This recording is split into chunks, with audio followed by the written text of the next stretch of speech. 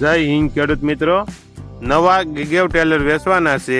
ગીગેવ Taylor બનાવનાર 22 ધોકા, 6 mm તળિયાની પ્લેટ, 4 mm સાઈડ પ્રેસ પાટિયા, 10 આની મિજાગરા પટ્ટી, ધરો રાજન કંપનીનો, વ્હીલ પ્લેટ ફાડિયા હેવી, ટાયર તમારી પસંદ મુજબ, 1300 થી 1350 કિલો વજન.